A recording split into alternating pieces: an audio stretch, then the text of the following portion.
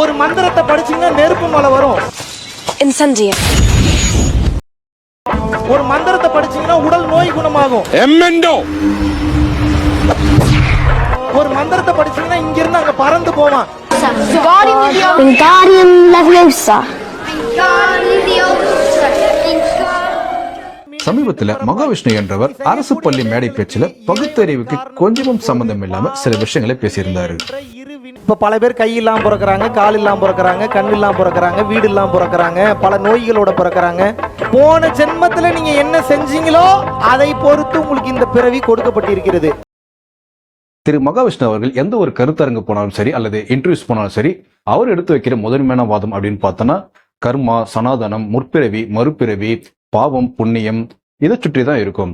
அதே மாதிரி கண்டென்ட் தான் அன்னைக்கு கவர்மெண்ட் ஸ்கூலையும் பேசியிருக்காரு. முற்பிறவில செய்த பாவம் புண்ணியத்துக்கு ஏற்ற மாதிரி தான் இந்த ஜென்மத்துல உடல் ஊனமா, அதாவது பிசிக்கலி சேலஞ்சா பிறந்திருக்காங்க அப்படின்னு சொல்ல வராரு.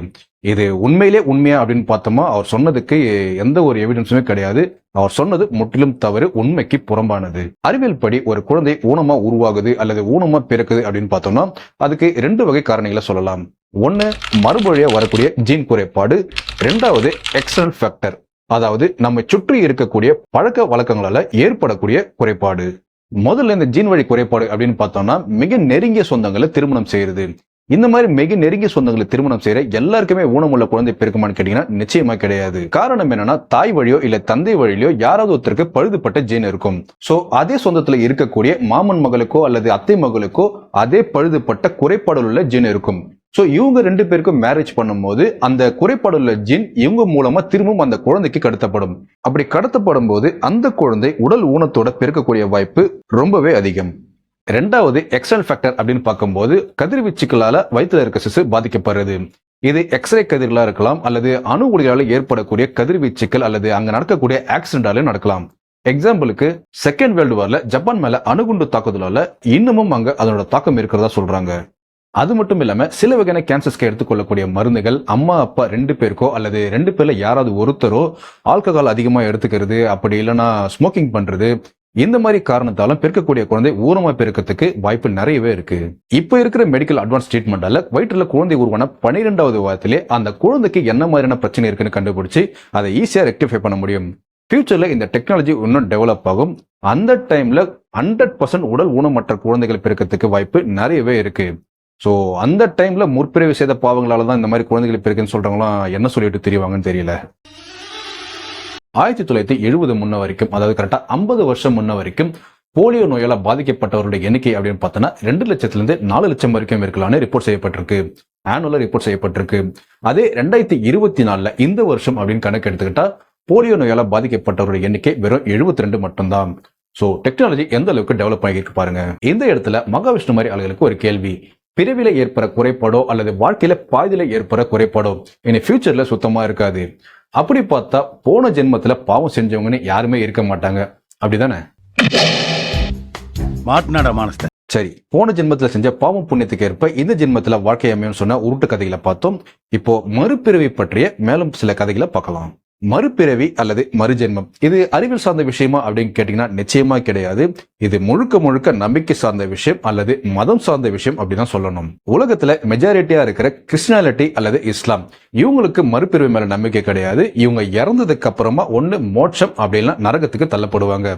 ஆனா இந்துயிசம், புத்திசம், ஜெயினிசம், பண்டைய எகிப்தர்கள், கிரேக்கர்கள் இவங்க எல்லாமே மறுபிறவில நம்பிக்கை உள்ளவங்க.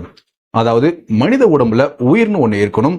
அந்த உடல்ல இருந்து உயிர் பிரிஞ்சதுக்கு அப்புறமா அவங்க செஞ்ச பாவம் புண்ணியத்துக்கு ஏற்ப நரகத்துக்கோ அல்லது சொர்க்கத்துக்கோ அனுப்பப்பட்டு அந்த பிறவிக்கு உண்டான தண்டனைகளை அனுபவிச்சு திரும்பவும் அடுத்த பிறவில பூச்சியாவோ விலங்காவோ பறவையாவோ அல்லது திரும்பவும் ஒரு மனிதனாக பிறப்பாவும் நம்பப்படுது.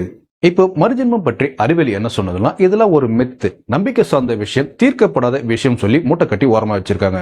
ஆனா இதை பற்றின ஆராய்ச்சிகள் உலகெங்கிலும் அடிக்கடி ஒரு இடத்துல நடந்துட்டு தான் இருக்கு. மறுஜென்மம் பற்றி தெரிஞ்சுக்கிறதுக்கு முன்ன முதல்ல மரணம் அது எப்படி நடக்குதுன்னு தெரிஞ்சுக்கலாம்.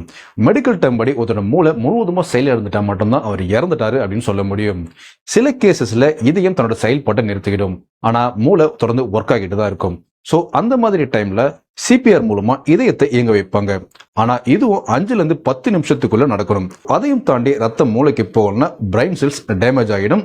ஸோ டேமேஜ் ஆன செல்ஸை திரும்ப கொண்டு வரும் என்றது சாத்தியமில்லாத ஒன்று. அதனால அவர் மரணத்தை நோக்கி தள்ளப்படுவார். இதுதான் கிளினிக்கல் டெத் அப்படின்னு சொல்றோம்.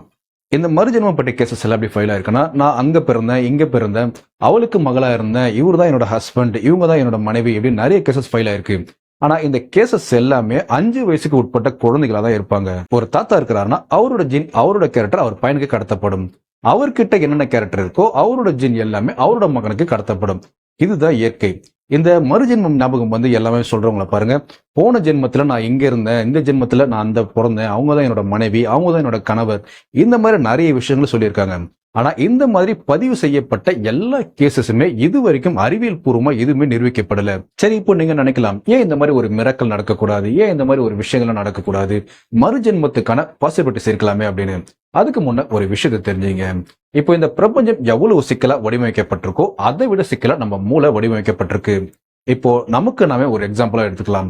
நம்ம பார்க்காத அல்லது கேட்காத விஷயங்களை நம்மளால இமேஜின் கூட பண்ண முடியாது. அது எந்த மாதிரி விஷயங்களாலும் இருக்கட்டும். ஒண்ணு நம்ம அதை பார்த்திருக்கணும் அல்லது கேட்டிருக்கணும். அப்படி இருந்தா மட்டும்தான் நம்மளோட ஆழ் மனசுல அந்த மாதிரி விஷயங்கள் பதிவாகி இருக்கும். முற்பிறவி ஞாபகம் வந்து பேசுறவங்களும் அதே மாதிரிதான். பார்த்த அல்லது கேட்ட விஷயங்களை திரும்ப திரும்ப ஆழ் மனசுல நினைச்சு ஒரு பொசஷன் ஸ்டேட்டுக்கு போயிடுவாங்க. இது குழந்தைங்களா இருந்தா இன்னும் சீக்கிரமாவே அஃபெக்ட் ஆயிடுவாங்க. இதுவும் ஒரு வகையில மல்டிபிள் பர்சனாலிட்டி டிசார்டர் மாதிரி தான். நம்ம அன்னியன், சந்திரமுகி படம்லாம் பார்த்திருப்போம்ல, சேம் அதே மாதிரி கேரக்டர்ஸ் தான் இவங்களும். இந்தியாவிலே ரொம்பவே ஃபேமஸான மறுஜென்ம கேஸ் அப்படின்னு பார்த்தோன்னா சாந்தி தேவி கேசஸ் சொல்லலாம். ஏன்னா இந்த கேஸ்ல மகாத்மா காந்திஜி அவர்களே இன்வால்வ் ஆகியிருக்கிறாரு. இந்த கேஸை பற்றி கேள்விப்பட்ட காந்திஜி ஒரு தனி குழுவை நியமிச்சிருக்காரு. ஆரம்பத்துல ரொம்ப சுவாரஸ்யமா அந்த கேஸ் போயிருந்தாலும் பின்னாட்களில் நடந்த இன்வெஸ்டிகேஷன் இந்த கேஸ் ஒரு பொய்னு நிரூபிக்கப்பட்டிருக்கு. இதெல்லாம் தவிர்த்து உலகம் முழுக்க நிறைய மறுஜென்ம கேசஸ் பதிவு செய்யப்பட்டிருந்தாலும் அது எல்லாமே டீப்பா இன்வெஸ்டிகேஷன் பண்ணும் போது எல்லாமே மேக்சிமம் பொய்ன்னு நிரூபிக்கப்பட்டிருக்கு. சரி, எதுக்கு இந்த விஷ்ணு மாதிரியான ஆட்கள் இந்த மாதிரி ஒரு ஆர்கனைஸை கிரியேட் பண்றாங்க அப்படின்னு தேடி பார்த்தா, நம்ம சஞ்சீவினி அப்படின்ற ஒன்று கொடுத்துட்ருக்கோம். கேள்விப்பட்டிருக்கீங்களா? இதுக்கு முன்னாடி வீடியோஸ்லாம் பார்த்துருக்கீங்களா? ஏகப்பட்ட நோய்கள் அது குணப்படுது. என்னென்ன நோய் குணப்படுது? ஒருத்தனை ஏமாத்தணும்னா அவன் கிட்ட கருணை எதிர்பார்க்க கூடாது, அவன் ஆசையை தூண்டணும். அதான் பேசிக் ரூல்.